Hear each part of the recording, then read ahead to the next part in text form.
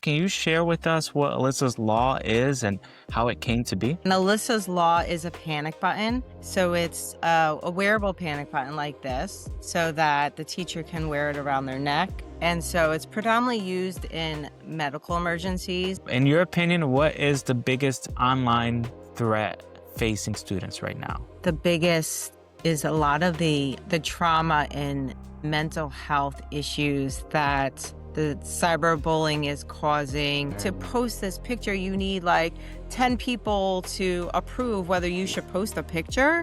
So I feel like that's really concerning, the trauma and mental health issues that social media is causing our kids.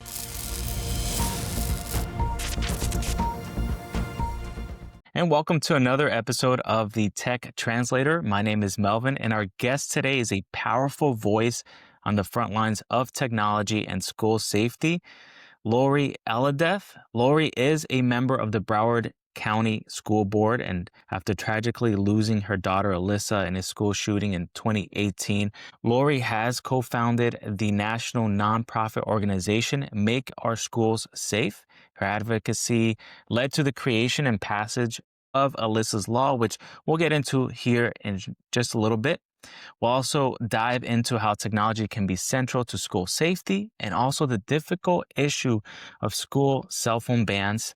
Thanks for joining me, Lori. Thanks for having me today. Now, to start things off, can you share with us what Alyssa's Law is and how it came to be? Yeah, so my husband and I, after the tragedy at Marjorie Stoneman Douglas High School, where our daughter Alyssa, who was only 14 years old, was murdered in her English classroom, we started the nonprofit organization, Make Our Schools Safe, which is focused on Alyssa's Law, mosque clubs, and we raise money, give money back to schools for school safety projects, and given back already $920,000 since 2018. And Alyssa's Law is a panic button. So it's a wearable panic button like this so that the teacher can wear it around their neck. And so it's predominantly used in medical emergencies, which happens every day in our schools. So like if a student has a seizure, the teacher can press their panic button and help will be on the way. The thought is that time equals life, and we know that the faster that we can get help on the scene, the more lives that we would save. And then in the worst case scenario, in an active shooter, the teacher would press their panic button and keep pressing it. And it's directly linked to law enforcement. So law enforcement can get to the school as quickly as possible to take down the threat, and EMS to come in to triage any of the victims. And it's geofenced to the area. So like your Uber knows where to go to pick you up.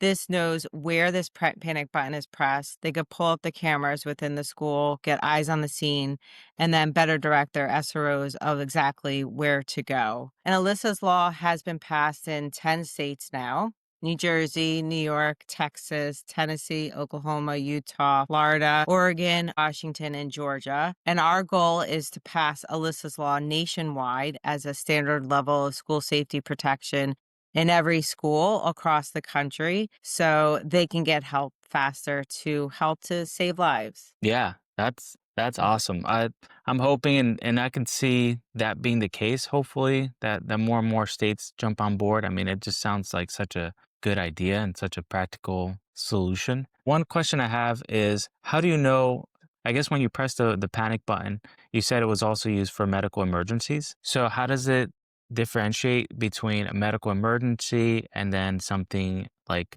for example, a threat like a shooting or something related to violence? So there's different companies that might roll it out differently, but this one company, you press the panic button 3 times for a medical emergency, and then for active shooter, you press it 8 times or more and just keep pressing it. Okay. Okay. Yeah. That makes And after you complete sense. press it 3 times, there'll be like a buzzing sound. So you know that you've like, I need help, and you know that help is going to be coming fast. That's awesome. Yeah.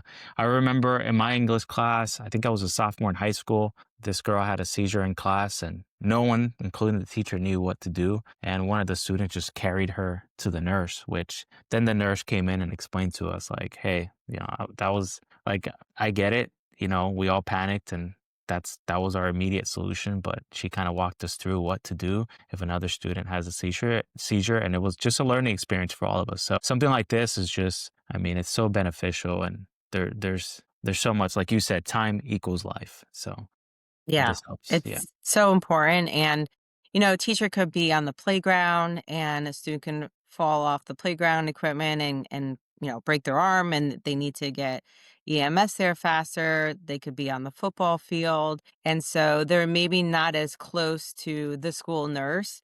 So this is a great piece of technology, a standard level of school safety protection that all of our schools need to have. Think about it also like your banks. Your banks have their panic button if someone comes to rob them. And so we also need to make sure that we have this panic button in our schools. And on our website, makeourschoolsafe.org, we have a map of the United States. So parents, you can get involved and you can click on your state if we haven't already passed Alyssa's law, and within seconds put in your information and you can send an email to your legislator to get them to take action to try to get Alyssa's law passed in their state. That's awesome. Yeah, well, I'm in Florida, so just like you, Lori. So Florida has done its job, but I know I've got family in California, and you didn't mention California, so hopefully we can get that passed there. So that's a great resource. Makeourschoolsafe.org, correct? Yes. Excellent.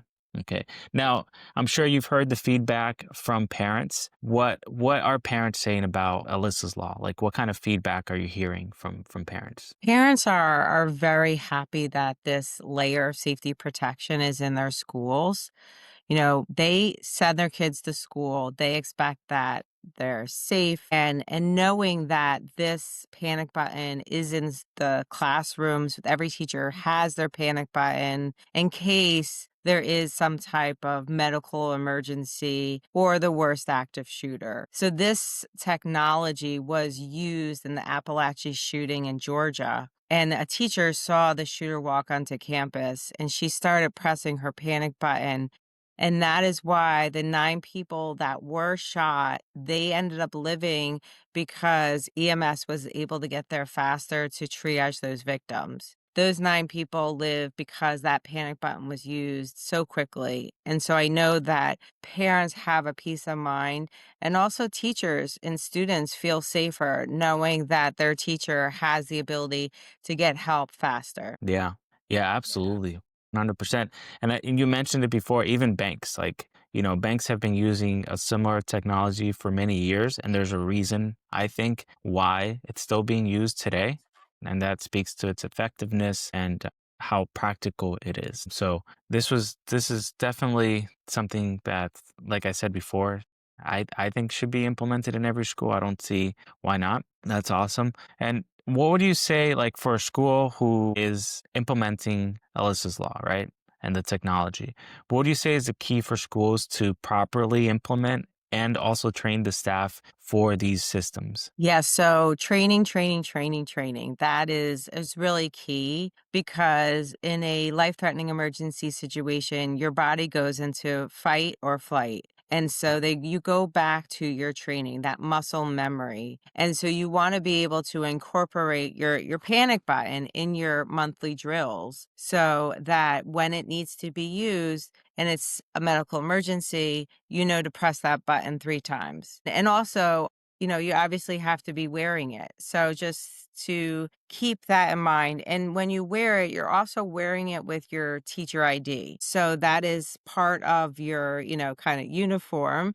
But Yeah. every day, having that panic button and being trained on it is so vitally important to have that muscle memory in case there is a threat or medical emergency. Yeah, that's excellent. So I was a flight attendant for 10 years, and we had our training, and our procedures. And yeah, like RD was part of our daily requirement along with some other items. And every year we would do our recurrent training. And this is like every airline in the world, because you have to get that ingrained in you, because you want it, you don't want that hesitation between what do I do? How do I get this activated? What do I do in this case? So what do you say, like, maybe at the beginning of the school year, it's like a continual training, current training over, over the system? Schools here in Florida, like, we're required to do monthly drills, lockdown drills. Okay. And so what I would say is you need to incorporate your panic button in those drills. You could put the panic button on drill mode, and so there's no reason why that panic button, activating that panic button isn't part of those monthly drills. And I also suggest that you put a demo badge in the teacher's lounge so that they could feel free to practice every day if they wanted to press that panic button in the demo badge. So they just get used to m- making that press, and it's just something that they're able to do. Wow. No, that's a great idea. I love that suggestion.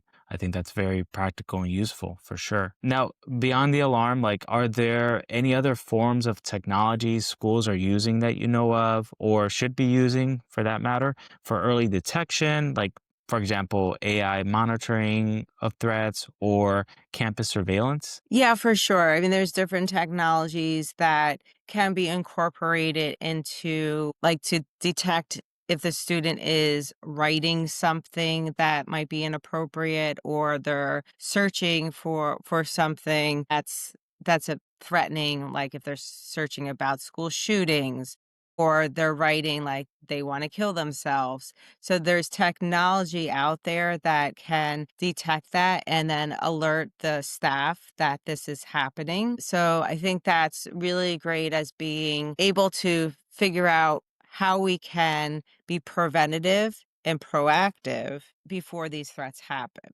There's also things like the See Something, Say Something app. We have the Safer Watch app, and we have Fortify Florida, where students, parents, they can report a threat in this software, in this app, which can then goes directly to law enforcement. So let's say it's a Sunday and their child sees on Snapchat that someone says they're going to shoot up a school. Well, the parent can put that information in the See Something, Say Something app, and it goes to law enforcement. And then law enforcement would then figure out where this child is, go to their home, make sure they don't have access to weapons, do a threat assessment to determine the level of the threat.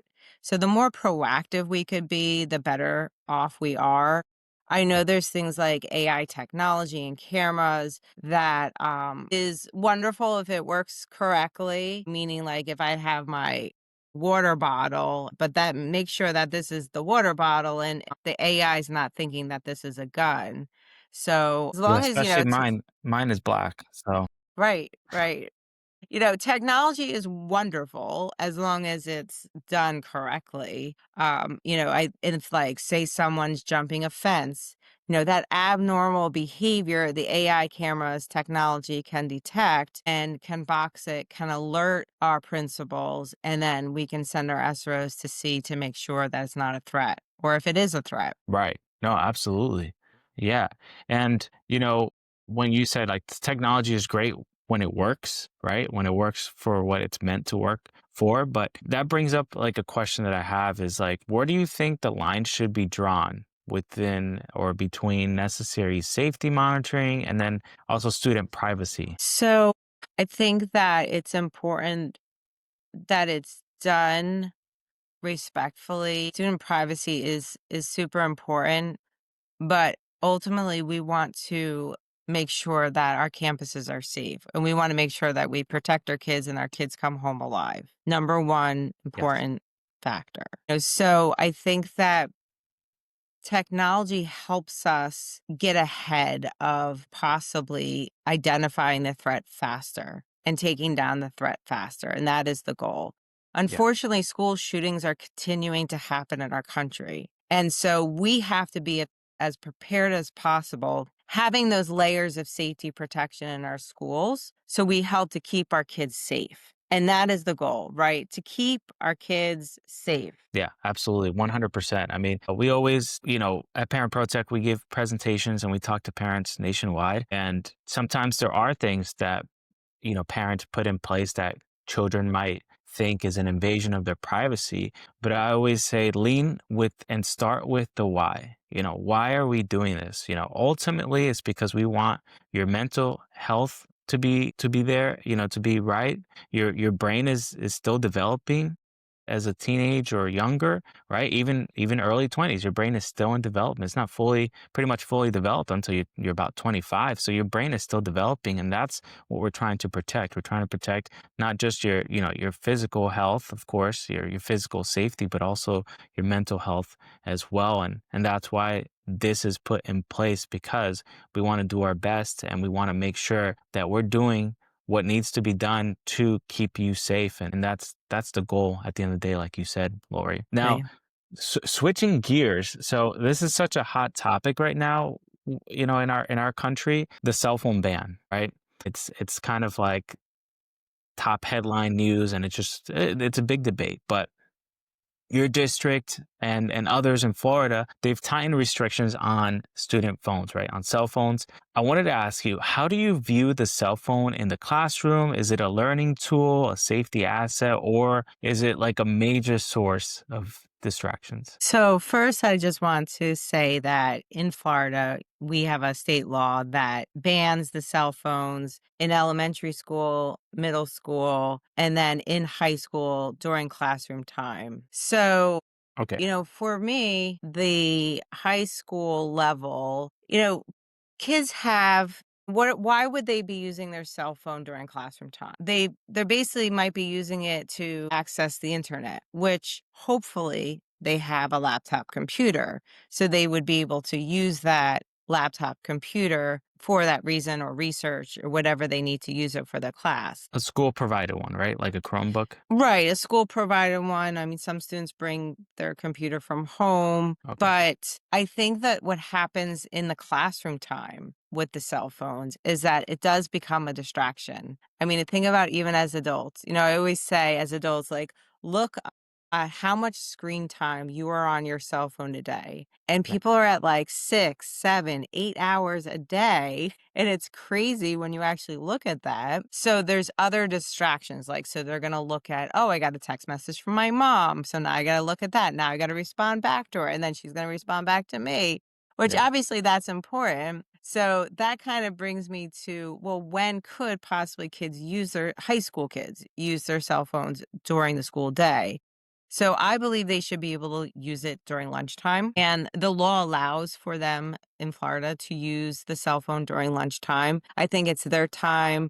And that is a great time where now parents know they can communicate with their child about pickups after schools, practices and not that distraction during classroom time. And so the teacher can during the classroom time have 100% of the students focus.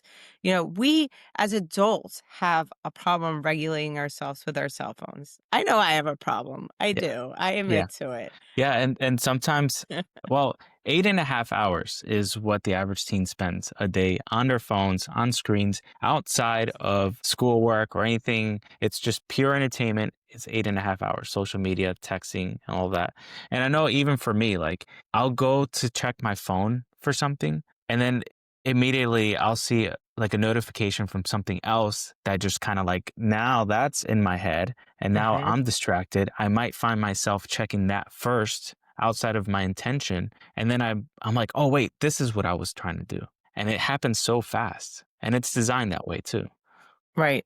Yeah, Yeah. those pop-ups, those messages, if you have your volume on, the dings, you're like a squirrel, like, "Oh my gosh," and it takes your attention. But I do think that we need to teach our kids strategies, right, to use the cell phone because this technology is not going away. It's only increasing and improving. And Yeah. so in today's age and with AI and ChatGPT, all these resources, how are we teaching our students to use these resources appropriately? Yeah. Because when we went or I went to school, you're younger than me, but it's changed drastically. And the students today in K through 12 education, this is their life. This is what they have. See, I don't think just, 100% taking it away actually deals with the issues with the cell phone. You have to be able to regulate them. So that's why I feel give them the access during lunchtime. The truth of the matter is they're using it anyway. Teachers Sure. can't, if there's 1,000 kids in a lunchroom, how are they now disciplining every single kid that might possibly be on their cell phone. And there's things like the calming app that kids might use to for their mental health to be able just like make them calmer. So, I know one of the things is parents want to be able to access to their child in a lockdown situation. And I understand that because on February 14th, I texted my daughter Alyssa. I told Alyssa to run and hide that help was on the way. Unfortunately, Alyssa didn't get that text message and I never heard from her again. Mm. But it's Yeah. also important to know that in those lockdown situations, we want our kids to be able to listen to the teacher, listen to directions on where to go in that emergency situation. And I just wish my daughter Alyssa was still here today. Yeah. Yeah. I can't imagine, and my condolences, by the way. That's a parent's worst nightmare, really. I have a daughter of my own, and that's one of the top nightmares that plays. So as a parent, that's a big heavy burden on a lot of parents, and that's why Alyssa's law, the panic button, I mean, all of this, and even the AI tools and the resources are all being created to help bring this peace of mind. And I'm so glad something like this is being done about it. And I applaud those 10 states that have already signed Alyssa's law. So I think that we're now starting to see we've seen all the harm that has been done and the impact, and it's good to see, and it's good for peace of mind to see organizations like yours, Lori, and resources come into play, even us Parent Protect, on how parents and teachers can help navigate these threats. And it's awesome to see, really. And I love that there's I think that's a great compromise and a good balance in your district and Florida to have that between communication and lunchtime,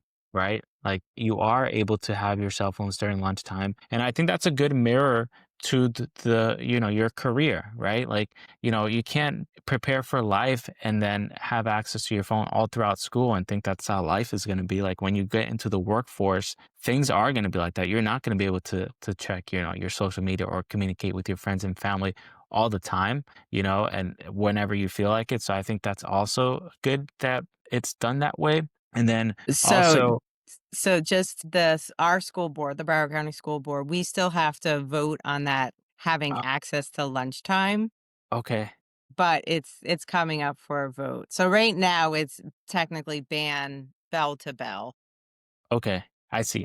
Okay. And our team, so, talking with parents and talking with educators nationwide, we see that if you ban a child, like a teen in high school all day after school, they're like bombarded with all like, you finally have access to your phone after school. And then it's like they're trying to play catch up. So sometimes it backfires and you can see a child now he wants to be on his phone longer, he or she, Mm.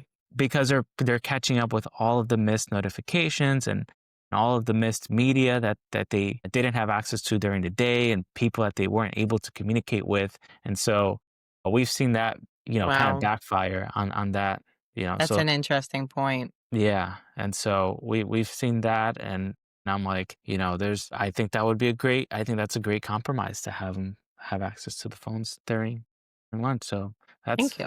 I can't vote for Broward County schools, but that's just my take. Yeah. I'll let you know what happens. Yes, yes. Please keep me updated. I'm interested to see how that plays out. And now I want to shift to the student's perspective, Lori. We aim to help students navigate this, right? Like the whole cell phone ban. So if there was a message maybe that you can send to a student who feels disconnected or they struggle with the ban, right? What message would that be? So I know we're probably going to talk about the Moss clubs, but one thing I say with our Moss clubs, which is it's a club in a high school where students help to create that culture of safety within their school. But I say your voice is your power. So speak up about it. I think that, you are the end user, the student. And so it's important let your school board members know that this is something that, you understand their needs to not have it during class time, but you know what? Maybe let us have it during lunchtime and give your reasons why. And I think it's so important that we communicate and speak to each other. It's such a vital, it's important skill set to have, to be able to appropriately, professionally, but talk about what is bothering you about not being able to access and use your cell phone. And you know what? Maybe your school will change the way they go about doing it, or maybe just a little bit, and you get it during lunchtime. Yeah. Yeah, no, that's absolutely right. And I think, like you said, voice, right? Your voice is powerful. And as long as you come with, like not a weak argument, like it's just unfair, period. And that's all I have to say about it. But I think, students do have a voice and they want to be acknowledged and they want, the school board and parents to kind of hear them out and be taken seriously. That's a great approach, Lori, to Well, accomplish that. the other thing too that we have to think about it is that maybe that student, the only time they have access to Wi-Fi is during school. So maybe they can only do their homework during lunchtime on their cell phone or on their laptop computer. But, there's everyone's life is not perfect. And Yeah. so we want to make sure that we give our students the resources to excel and to succeed. And that lunchtime, that, 40 minutes of lunchtime might only be the time they have to access that Wi-Fi. We have a lot of homeless students. Wow. Yeah. Yeah, I've heard that actually. And same thing with meals. Like, the school provided meals might be the only time the student eats, and we don't know, right? So that's a good really good point to bring up. And the other thing too is, we tell kids to report things, right? If they see a threat, see something, say something, report it on the Safer Watch or Fortify Florida app. Well, they need their cell phone to do that. That's so true. Yeah. Well, you're right. You can't expect them to, it's not like you can fill out a form and then submit it snail mail. It's true. Now, how can the parents, schools just help them students just manage their digital lives outside of class better? Do you have any like practical tips or anything you'd like to share? Because I know you had mentioned it earlier, but I just wanted to see if you had anything you can share in that space. So I think that one of the biggest issues is, like I'm even sitting here now and having a little bit of anxiety because I hear my phone buzzing. I know I'm getting those emails coming in or those text messages coming in. So I think if you have to focus on your homework or study for a test, I think take your cell phone and just put it in another room. Don't have it near you, because those buzzes and everything makes your brain focus away from your work to your cell phone. Yeah, you're right. And I think there's a very interesting stat out there, and don't quote me on this, but I think it takes about, I think like 23 minutes or so if you're interrupted or distracted to regain the focus you had before the distraction. And so if we're constantly getting distractions, it's going to take us twice as long or more to get a task that's supposed to, only take us 30 minutes to accomplish. It could take us an hour or more to do so because of those distractions. And I love what you say, like take it to another room so you don't hear it. I mean, I personally, and this is something that our team, when we do presentations, we tell parents about, is to use, like you said, when you want to focus, to use the focus modes that are available on your smartphone. So like Apple has focus mode, Android has these different modes as well, like do not disturb and those different focus modes. And you can customize them to like, sometimes my phone will vibrate and I'm expecting a message from someone, or my mind goes to maybe it's something important, and I go to check my phone and it's Chipotle telling me that I have a coupon for free guac. So now I've completely just got distracted by a coupon. And so if I use focus mode, it'll kind of filter out where I only receive those notifications from like, my wife or just a very close or immediate family member. That's so true. Yeah. So I think another strategy could be to unsubscribe to, whether it's Chipotle, but whatever, Yeah. right? That things that, aren't that importantly in your life, but you keep getting those emails or you keep getting those text messages. So that unsubscribe, I think, is important. And then I also think it's important that if there is like people putting messages out there on social media that are unhealthy messages, to unfollow those people because you don't need to see that. And Yeah. and I think that's a really important strategy. And I don't know how much kids are actually doing that, but it's important to just kind of keep peace within your social media. Yeah, absolutely.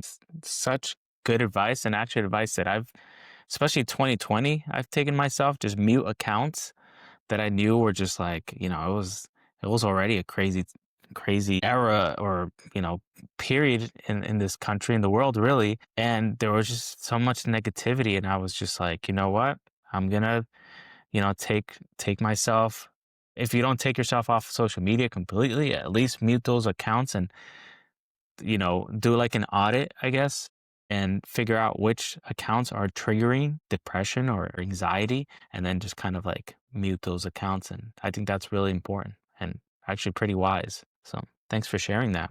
You know, Another thing to parents, like, I've dealt with it personally, just feeling overwhelmed and just feeling anxious when it comes to like school shootings and just safety in school in general, right? You see these headlines and they're really heavy, heavy. So, to a parent who's feeling overwhelmed, feeling anxious about their child's safety in school, what's one piece of encouragement you can offer them? well, I would say a couple things. One is I think it's important to make sure that you're getting your communication from the school itself when there is a lockdown or something going down in the school or from your local law enforcement agency.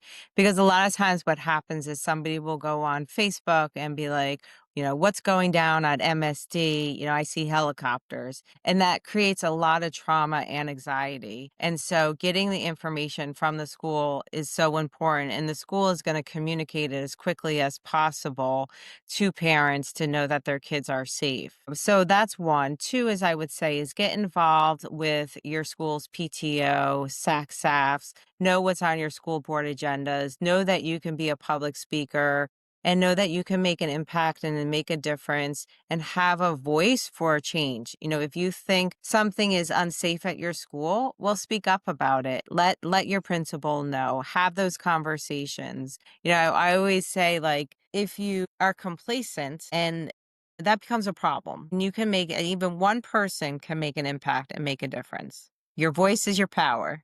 100%. Your voice is your power. You're right. One thing we on our team we talk about is to be an advocate in your community. There's a lot you can do, like you said, Lori. You could even be a speaker at a school, like and so these things they make a difference. And I think that it brings awareness and it kind of motivates other parents to do the same. When one stands up, more and more others stand up. And I think united, obviously we're stronger, right? Yeah. So what would you say, what would be your response to school districts, right? Who think, all right, well, this panic alarm is a great idea. I'm on board. I'm ready to vote yes, but their budget says otherwise. Like what's your response to school districts who say they can't afford like this high level security tech? So our goal is always when we pass Alyssa's law is to make it mandatory and fund it. So here in Florida, it is funded. But I would say if it's not, if you don't already have your panic button in your state past Alyssa's law, that it's really not that expensive. It's about $8,000 a year per school to have your wearable panic button. And, a lot of times school districts, they have billion-dollar budgets. And so I always say where your priorities are is where you put your money. And so I think that it's really important that we put our money towards having these panic buttons. So in these emergency situations, we can get help on the scene as quickly as possible. And we Yeah. know that it helps to save lives. Yeah, absolutely. It's like new turf for the football field or save lives. Hmm. Kind of that comes to mind for me. In your opinion, what is the biggest online threat facing students right now? Like, is it cyberbullying, predators, AI, misinformation? Like what do you think in your opinion? You're still involved in schools. Your Alyssa's law is now being rolled out. Like what are you hearing? What are you seeing? Think the biggest is a lot of the trauma and mental health issues that the cyberbullying is causing, or just the like uncertainty and confidence kids are having because, they take these pictures and sometimes, the pictures are, changed, right? You can edit the Modified. pictures. It's not Yeah. really, it doesn't look like you. But you Yeah. change the way it looks. But, like, Yeah. I even know my own son, like, he would say sometimes, like, "Hey, should I post this picture?" I'm like, "What?" Like, why don't you have the, like, confidence? Like, you're such a good-looking kid, like, to Um, post this picture, you need, like, 10 people to approve whether you should Jeez. post a picture, so I feel like that's really concerning the trauma and mental health issues that social media is causing our kids, and the also, like, if you see someone at a party and then, like, "Well, why wasn't I invited to that party?" And now they're gonna get more depressed because they potentially see their friend doing something that they thought they should be invited to, but they weren't, and so that really affects our students, but listen, I think it affects our adults too. We as adults have the same, kind of issues. So I Yeah. think it goes back to giving our kids those resiliency skills to be able to deal with the pressures that they're seeing happening on social media. I mean, and also the whole thing with the Snapchat, that 2-second, like, snap and you see a picture and then it's gone. Yeah. And I also think kids too, like, they don't understand that they're creating a history of themselves on social media, that their future employers are going to be looking back on their social media and seeing what they have posted because this, creates a snapshot of your life and what you're about. And, when I was a teenager, we didn't even have cell phones. So we didn't have maybe the dumb things that I did back then, it's not documented on social media, but now kids are like literally documenting every aspect of their life and they think, "Oh, I'll just delete the picture," but it's still there. It's still there somewhere. Yeah. Yeah, somebody could have screenshotted and uploaded to all these different other sites, that's the thing. That's a really great point to bring up. And we like our curriculum at Parent Protect, we talk about this and we have lessons and guides and resources for teachers and parents in schools and at home. And it just talks about the digital footprint, right? So you're leaving a digital footprint and we've seen scholarships taken away. We've seen job offers taken away. A lot of these Fortune 500 companies now have divisions or departments where that's literally what the department is to just check your social media and look up information. And they're doing you have your government background check, but then you have also your social media in a sense, background checks. So things that you post online could come back to haunt you. And that's key for us as parents. We know, it's about your future and what you're doing. But for a child, they're just trying to live in the moment. And they're, a lot of times teens and children don't have that future outlook and they're not thinking about the future. But it's important for us as parents to step in and kind of help them navigate that because you're right. So now that we have this opportunity, I think it needs to be talked about more, like you said. So thank you so much for sharing that. And then just probably like the last question I have for you, Lori, is as both a parent and an administrator, where do you find the most conflict in school safety debates? I would ultimately say it's just as parents, we just want to make sure that our kids are safe, period. And as and how we get there and how we spend our resources to get there. I don't think we work with school security experts. We work with security risk assessments to identify those vulnerabilities and what needs to be fixed. We also comply with state law. Like, for example, the Marjorie Stoneman Douglas Act requires an SRO or guardian on every campus in the state of Florida. That didn't happen before 2018. You would have an elementary school with no school resource officer. So I think, as a school board member, we're an elected official. We're elected by the public of our district.